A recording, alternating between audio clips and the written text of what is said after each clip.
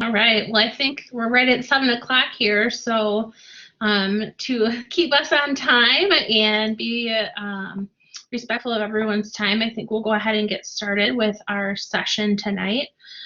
Welcome to everybody who has joined us. This is our last Sunday night session for the semester, something that we tried unique this semester due to kind of the craziness of COVID and bringing some programming to our students. So we're really glad that everyone has had a chance to kind of pop in with us tonight. So today we are going to be talking about transition. My name is Chrissy Lambie. I'm one of the career advisors in career and professional development. And I have asked a couple of folks to join us who are young professionals to kind of give a little bit of their insight to making the transition from college to career. And tonight we have with us Catherine from Kerber Rose and Kimberly from Hyde Music. I'm going to let you guys introduce yourselves a second here, but just to give everybody a little bit of kind of timeline for what we're looking at today. We're going to try to do about 30 minutes to 40 minutes to keep it nice and short, casual conversation. If any of the students who have joined us tonight have any questions for our professionals, please feel free to either raise your hand and pop on and ask a question, or feel free to put them in the chat, and I'm happy to moderate those questions for us tonight. So, so welcome to everybody. Let's go ahead and have Kimberly. Why don't you go ahead and introduce yourself? Give a little bit of background to where you're at professionally, what you've been up to, and yeah, just give us a little bit of background about who you are. Sure. So I graduated from UWO in 2016, marketing major with an emphasis in small business management and entrepreneurship, and then also retail management as well. And so my first position, first couple of positions out of school were in the business-to-business environment, and now I'm in the business-to-consumer environment, so it's a lot different. It's very creative. It's very exciting. It's a little bit more casual than business-to-business is, just because the way that you interact with your true consumer is a little bit different. I am at Hyde Music, and I work in the Appleton store. I'm actually above the store, so if you're familiar with Hyde Music at all, we also have a location in Oshkosh as well, Green Bay, Stevens Point, and Madison too. I've been there for just shy of a year. In like a week or so, I'll have been there for a year. So I mainly have focused on, with them, the digital side of marketing, so social media, all of email marketing, anything digital really. But I've done everything from trade shows and traveling for work to printed materials, digital things, everything in between. So. Awesome, thank you. Catherine, are you there yet?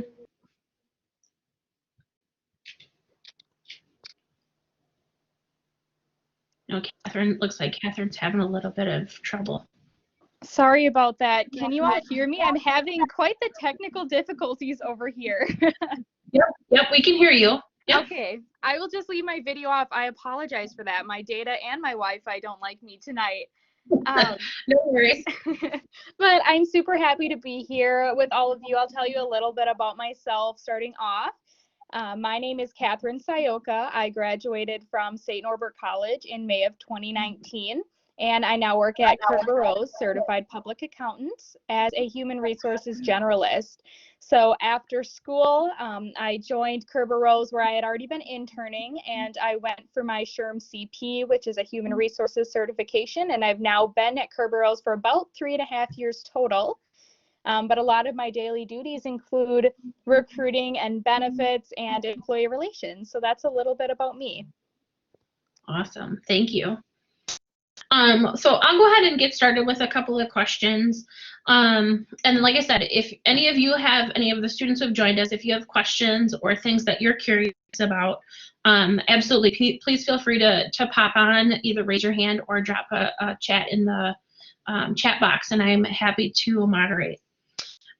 Let's go ahead and start with, I think I had sent you guys a question, but let's talk a little bit about what were some of the biggest changes that you encountered when you went from college student to full-time professional. What were some of the things that maybe you struggled with in that first maybe 90 days? I think it's definitely a very different schedule.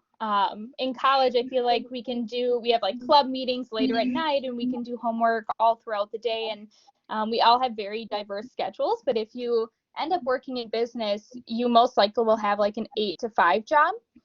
So definitely need to get used to building up that morning routine, that daily commute if you're working in the office. And I think another difficult thing was even just building a wardrobe. Like, it's something you don't think about when you're in school, but if you're in a business professional setting, you really need to come up with those dress pants, those blazers, blouses, whatever it may be, pretty quickly once you start a role. Yeah, I definitely could echo all of that. For me, I didn't have a super long commute for my first position, but just in general, like I would go from an 8 a.m. class through till midnight, 1, 2, whenever I decided to go to sleep. And I think the 8 a.m. classes in college, like that helped me. So they suck when you're in school, I know, but they actually do help you in the professional world. But I think for me, the scheduling thing was a little bit more so just not having some of those extra things. I had moved, so I wasn't involved in community organizations. And I think just in general, like just being like, what do I do with this free time? What is free time? What are hobbies? And just really getting to explore a love for reading again and things like that were not for academic purposes. Definitely the wardrobe thing. I think being a business major kind of helped launch that a little bit because you have so many different things you need to dress up for, and interning and all that kind of stuff helps as well. I think the other thing would just be being so used to being in a classroom with people that are, relatively speaking, the same age as you, to being in an environment with people that are close to retirement and like being that youngest person that's in the office. That's definitely an adjustment too, I would say. Mm-hmm. I feel like I have to plug the virtual or the career closet since you both talked about wardrobe. So for all of our students, if you're not familiar, we obviously have the virtual career closet this semester.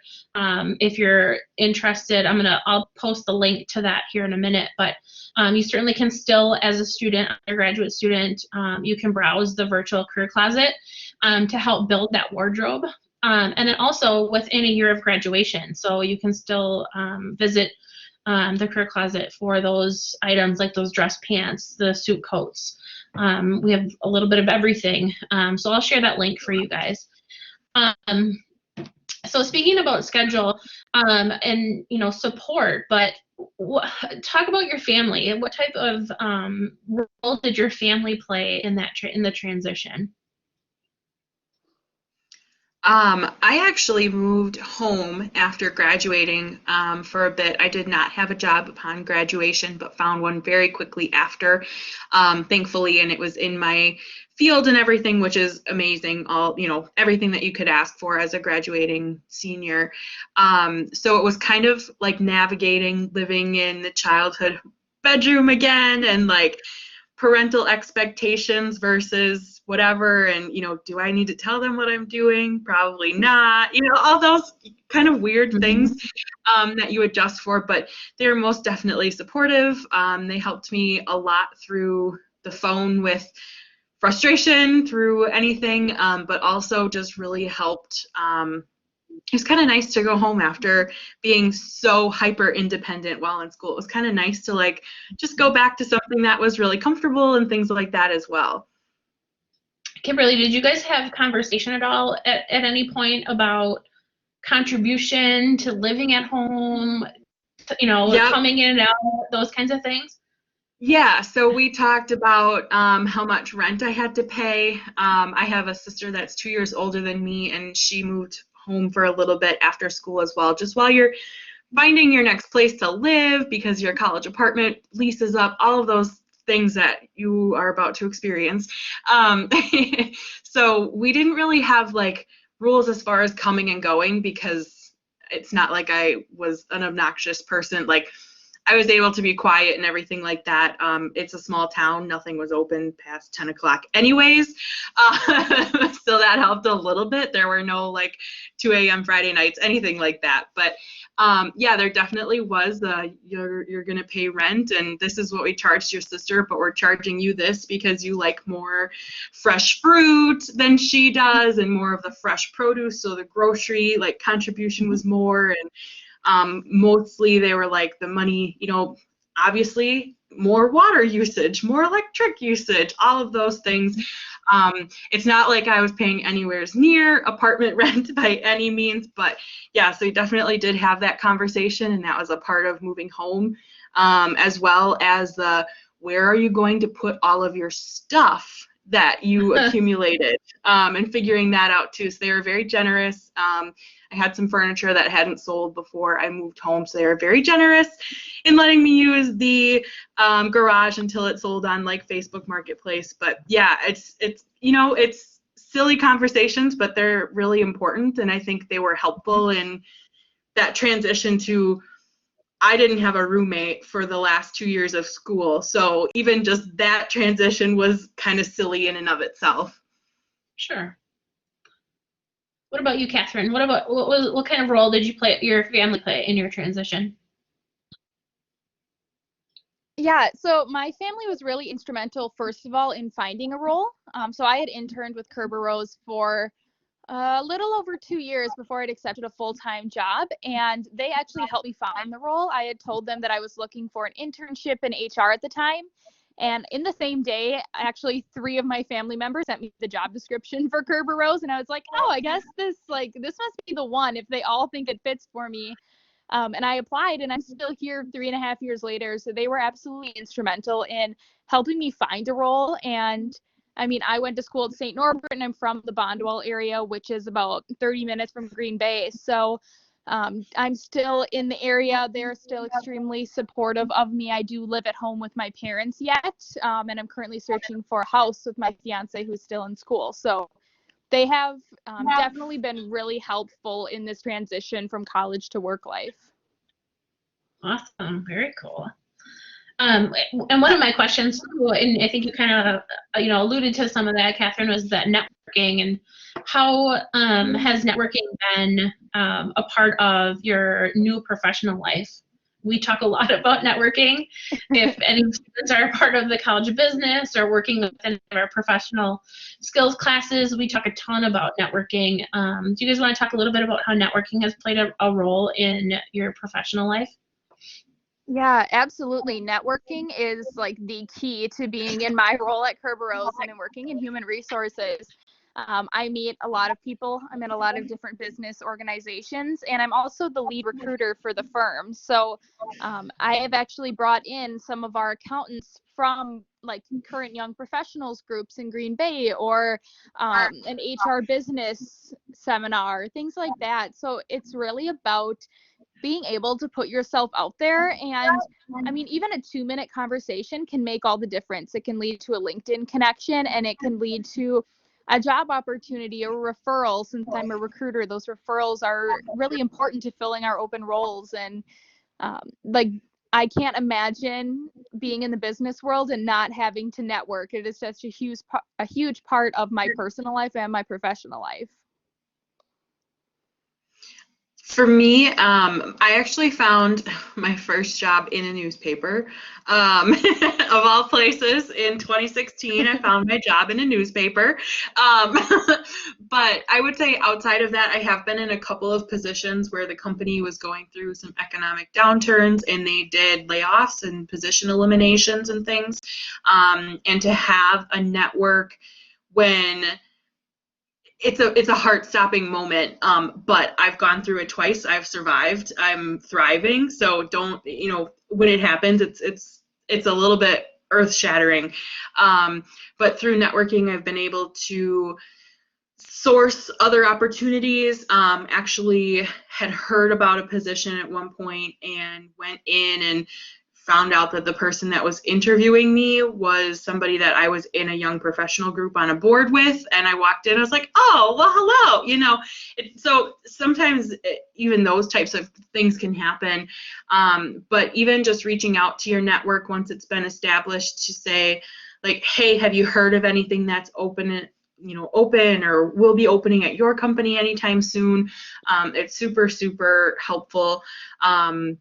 It's not always, it's not always going to be the position that you get, but at least it's a step in the right direction, and it's a resource to have.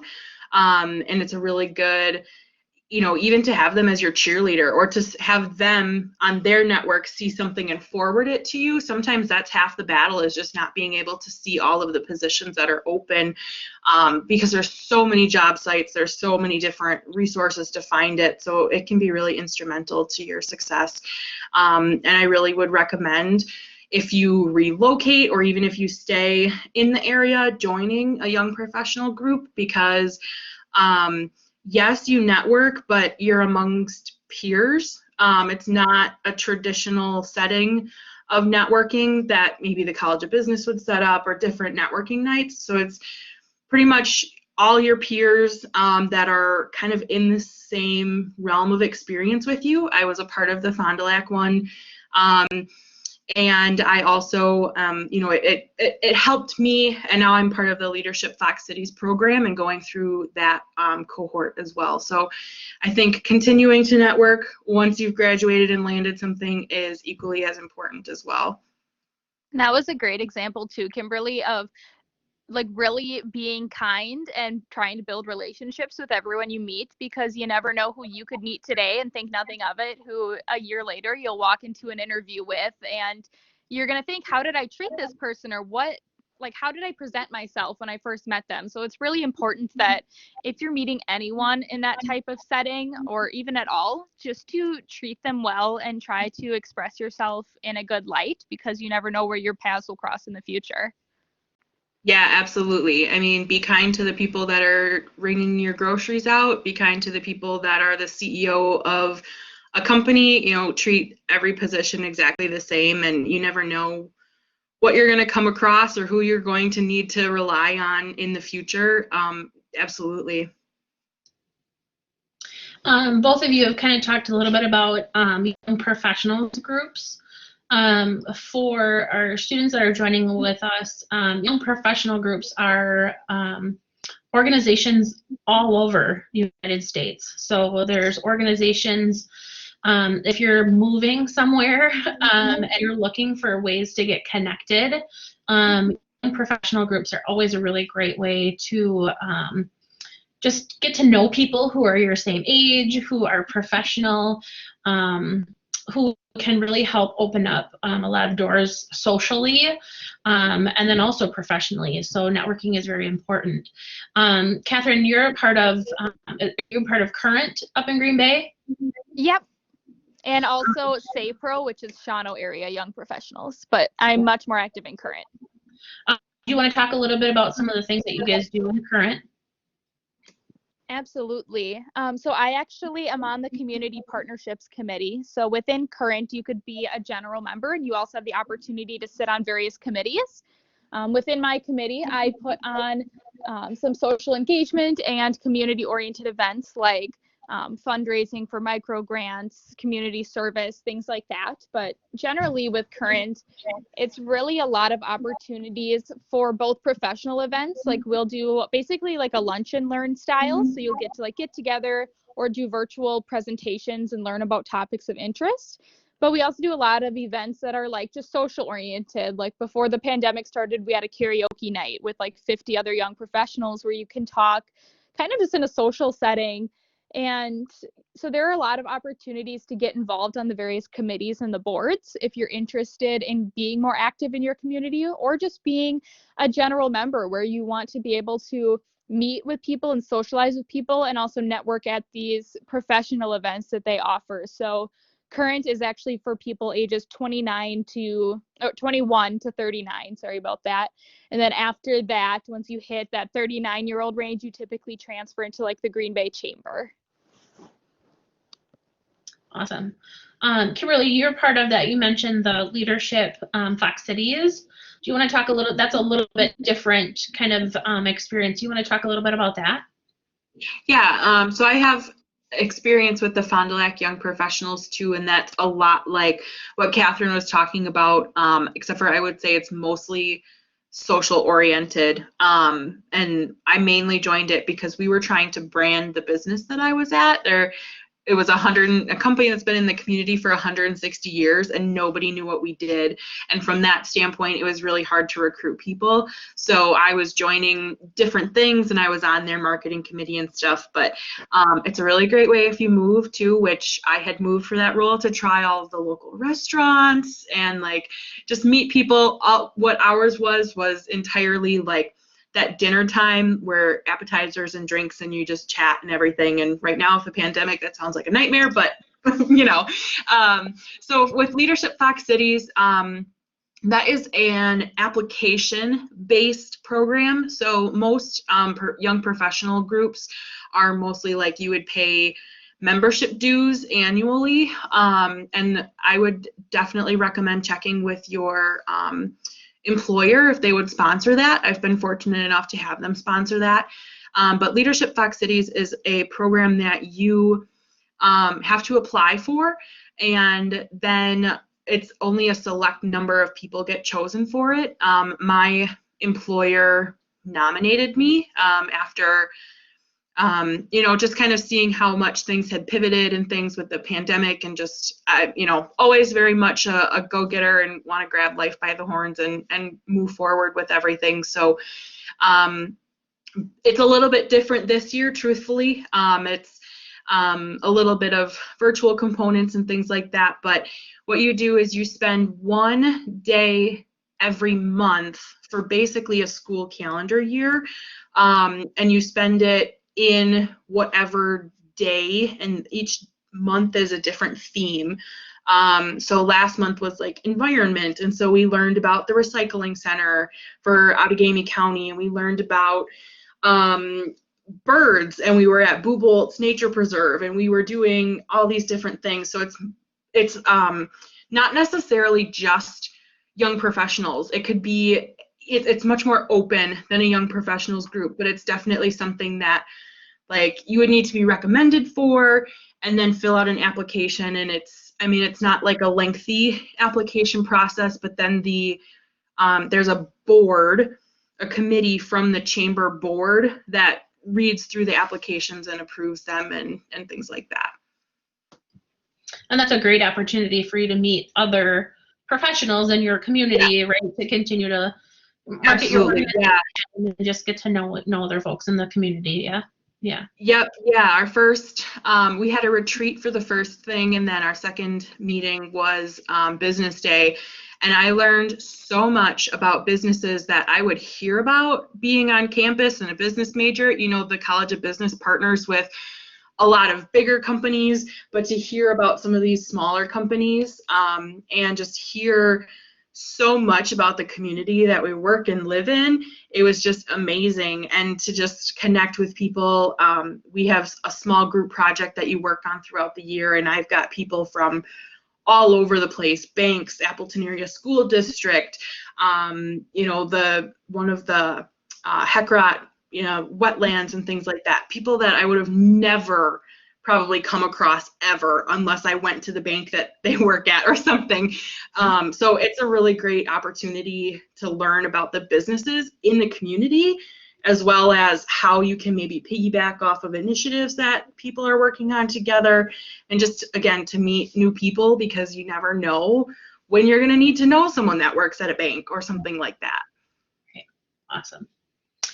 I know a lot of organizations for transitioning new professionals within their organizations have sometimes mentor programs. Have either of you had opportunity to connect to a mentor within your organization, or just a mentor in general as a new professional? Yes, I have. Kerber Rose does both a leadership development program, which I actually just finished, and also a mentorship program. So anyone in the entire firm can just apply to be either a mentor or a mentee, and then we get matched up. So I am matched with our learning and development coordinator, who I didn't really know well beforehand, and we have very different roles. So the mentorship program has been extremely helpful to me to be able to, like, now that I'm a year and a half into my career, I'm kind of hitting that point, like, okay, I've learned this much. What do I want to learn next? Like, what do I see in my future? What paths do I want to take? And my mentor has helped me. She has about 15 years more experience than I do. So she has been in my shoes in the past. She's able to kind of walk me through, like, she challenges me with questions that really get me thinking and get to the root of what I want from myself and in my career. And the mentorship program has just been extremely helpful to me, both personally and professionally, because she helps me in my role, but she also asks me questions and challenges me about my outside opportunities, like my involvement with junior achievement and current young professionals, asking, like, what do I want to get out of these organizations? Why did I join them? Like, how does it relate to my career? She helps me to tie kind of everything I'm working toward together. So I highly recommend getting a mentor, especially someone who's in a field that may be similar to you or even a little different like mine, because our perspectives about human resources are very different. So we're able to kind of bat ideas back and forth because we have very different areas of expertise. I have had one position, but I would personally say that their mentor program wasn't super well fleshed out. I was matched up with someone. We went to lunch once, and then it kind of fizzled out. So on my end, it was kind of a disappointing experience. But outside of that kind of in-work network, I have a few mentors. One I actually met when I was a sophomore at UWO. She was in the Business 198 class and was presenting, and everything about her, I was like, wow, I'm really like this person. And, you know, just the career path that she had taken, I really looked up to. So we connected, and we had lunch several times throughout the next couple of years. I did a job shadow with her. So if there's ever a speaker that is in any class, and this pertains to business and non-business classes, but definitely like reach out to them, but make sure that you're not just sending them a LinkedIn connection for the sake of adding to your number of people you're connected with. Like, make sure that it really comes from a place within of, I identified with this person because of XYZ. Part of the reason I identified with this person was just personality in general, just super bubbly and energetic and everything. But then also she was in marketing and was a UWO alum, and, you know, there were other things. And so I was able to include that in my message to stay connected with her. And then as well as just utilizing your professors after you graduate. I've come back to professors, and I've spoken on some panels for marketing and sales club. I've spoken on a panel for a marketing class. I'm involved with some of the other marketing things, actually with a professor that she wasn't my professor, but through random connections and things, I became connected. She started with UWO after I had graduated. So don't think you have to look outside of the university. Professors love staying in touch. They love hearing what's happening with students, and it's a really great way for you to stay involved with the university too.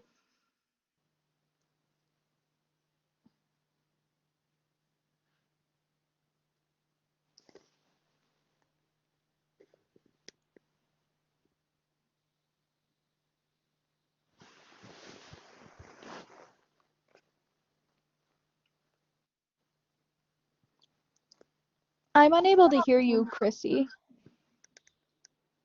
Yeah, I was just gonna say too. Can you guys I hear thought it me? was just my connection.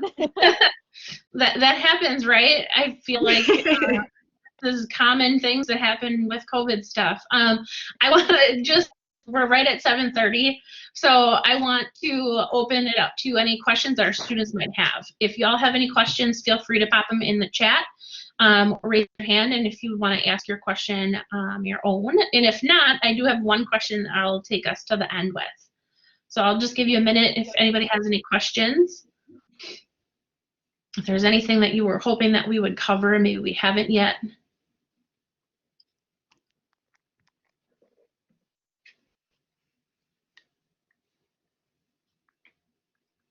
All right, seeing that awkward silence linger on our conversation, I'm going to assume that there are no questions. So the last question I'll kind of ask both Catherine and Kimberly, what is the biggest maybe piece of advice that you would want to give students to think about in the transition for them to be successful?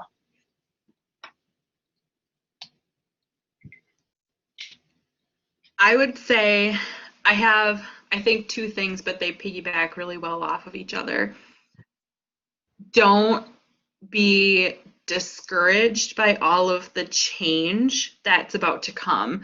And I don't say that to be like terror, to inflict terror by any means. But you're going to probably move at the very least out of the apartment, house, whatever you're currently in. And moving is super crazy. You're going to be starting potentially at a new employer or a different role at some place that you're currently interning at. It can be a lot. So just remember that everything that's happening is all really good things, and just remember to breathe.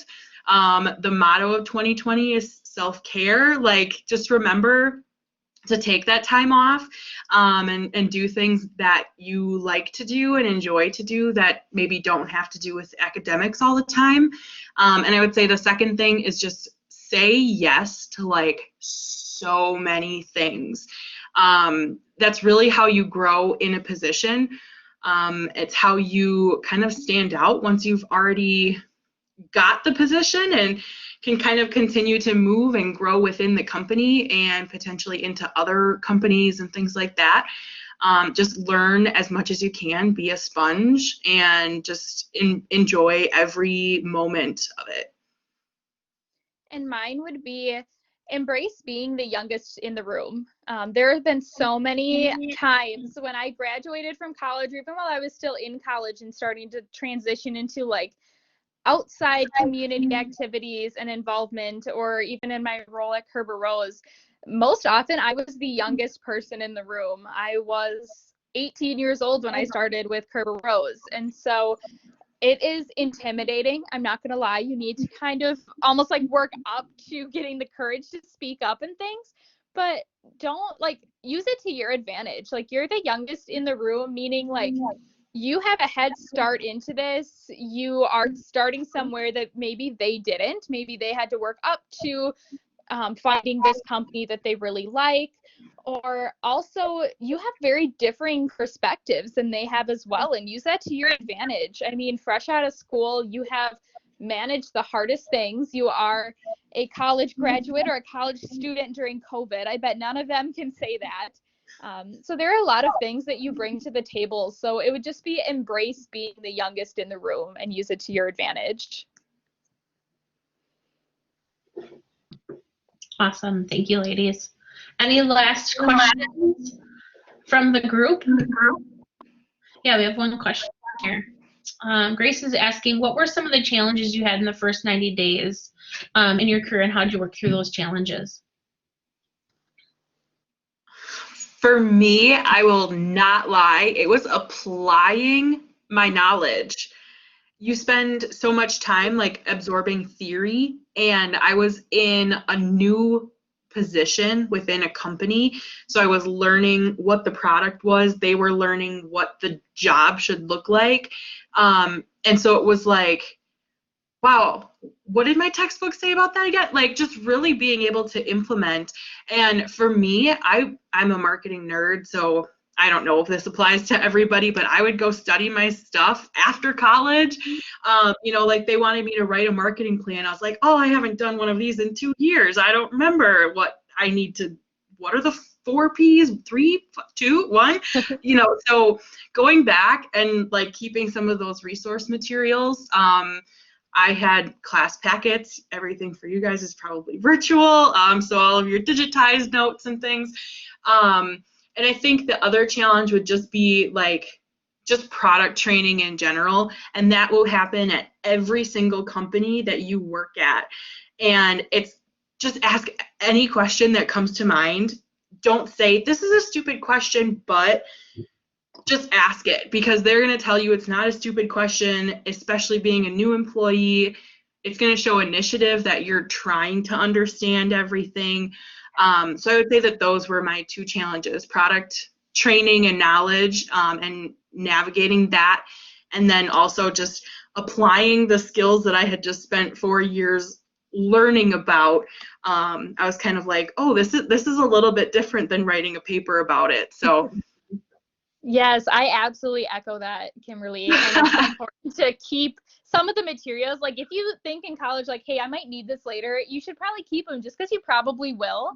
But some things to add on to that, and something that I feel like I'm still working at now as a young professional, is taking more risks. I think when I started, it was not necessarily my first role professionally. Like I had internships and things, but it was the first role where I knew I was there for the long term.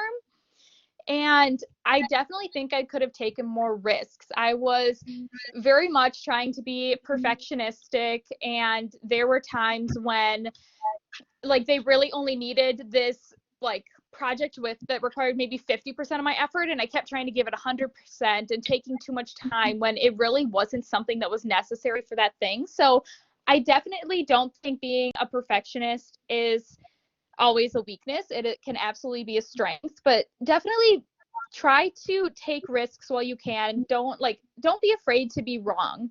So don't only speak up when you know you're right. Don't fray from asking questions because you don't want people to know that you're thinking differently, or maybe you have the wrong idea of what you're working on. Like, take those risks and ask those questions and do what you think is right, but don't be afraid to be wrong. Like, there are so many times where I know that my career, like I could have improved so much more in my role if I were not afraid to be wrong.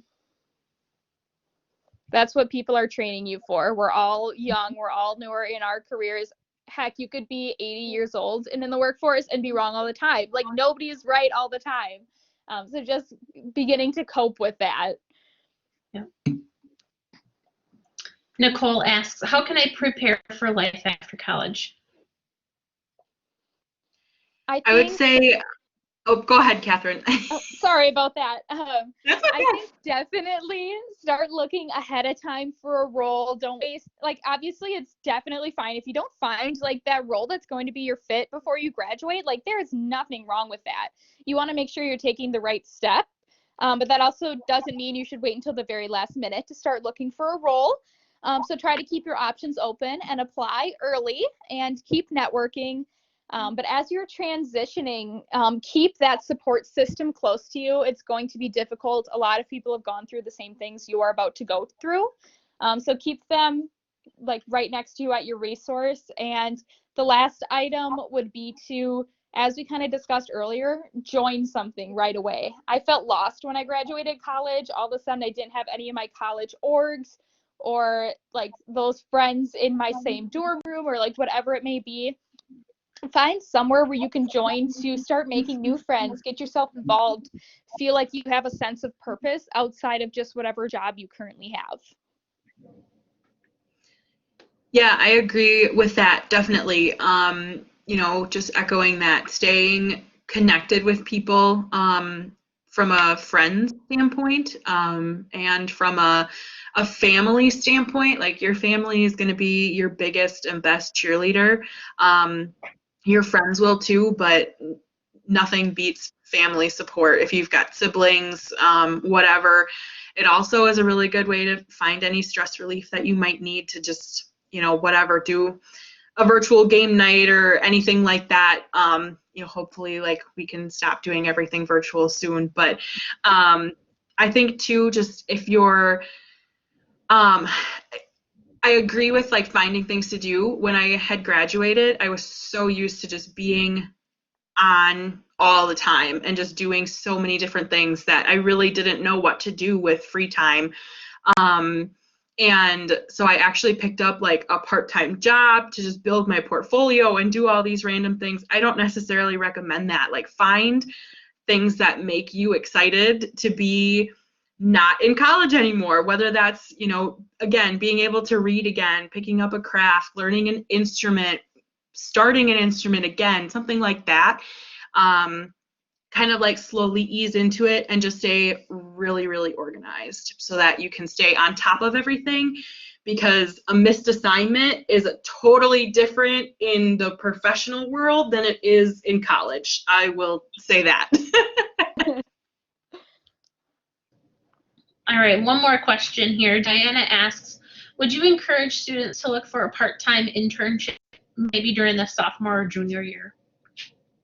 Absolutely. I actually started with Kerberos my sophomore year. I had graduated in 3 years, so mine was a little different. But like, as soon as I finished freshman year and knew that, even if you don't know your exact major, but I knew that business was the way I wanted to go, I started looking for an internship right away. And even though I just started that summer, I was able to come back a year later, continue working for them, and then get a full-time job. So if anything, even if it doesn't turn into a full-time job, that experience is something that like is really hard to find, and it's going to look great when you are looking for a role in the future. Yeah, agreed. My internship, I was there for almost 2 years, and it wasn't an internship that would have ever turned into a full-time job. And I knew that, like, being in it. But the 2 years almost of experience that I had looked super great on my resume when I was trying to find my first job. Everybody wants experience, and so to be applying with a bunch of other people with nothing isn't always going to be helpful. I definitely encourage an internship. I would say every business major, it's required. At least it was when I was in school. I think it still is. And I'm sure there's many other majors where it's required as well. So I think also knowing that ahead of time so you don't get in a crunch at like the end of senior year or something and you haven't completed an internship requirement and things like that. And even if, you start out with someone, like I said, a guest speaker that was there for a class or something like that, and you connected with that person, see if you can job shadow them if they're in an industry in an area that you like. I have done that. I've done, a couple of different job shadows, so that helps you kind of know if you're on the right path and if that's in alignment with your goals. But absolutely could not recommend an internship more than. Yeah, I would definitely echo what both of our presenters have mentioned. Obviously, I advocate for internship being in career and professional development, but also as an internship coordinator, every student should have an internship or some kind of experience, whether it's a clinical, whether it's a part-time job that's related experience, anything that you can do to get some kind of experience in the field or in the area that you're interested in, or even if it's just something you want to try to see if you like it, is important, so that before you get to the point where you're applying for things, you've decided, okay, these are the types of skills I want to use, these are the types of environments I want to be in, the type of people I want to work with. Internships give you the opportunity to kind of try things out, and then also give you that experience before you apply for things at graduation. So yes, internship is a great opportunity. I've had a handful of students who've actually done internships every summer, and trying either different things each summer, and having the opportunity to do a couple of different things. So yep, internship is a great experience. All right, I want to wrap us up here. Catherine and Kimberly are both on LinkedIn. I'm sure both of you would be happy to connect with students on LinkedIn, or if you're feeling comfortable with that, if you'd like to pop your email in the chat. If anybody would like to follow up or have other questions for our presenters, that would be great. And again, I just wanted to thank everybody for joining us tonight. I know Sundays are a little bit awkward for figuring out what's going on and popping into events and things. So really glad that you guys joined us tonight. So have a great weekend, and enjoy the rest of your weekend. Have a great week. Thank you.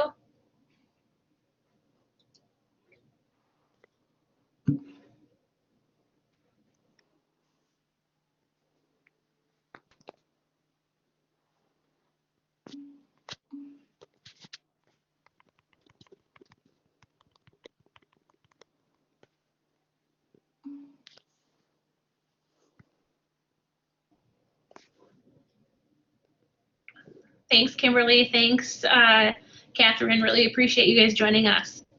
Absolutely, my pleasure. Keep in touch. I'll talk to you soon, okay? Sounds good, thanks. You bet.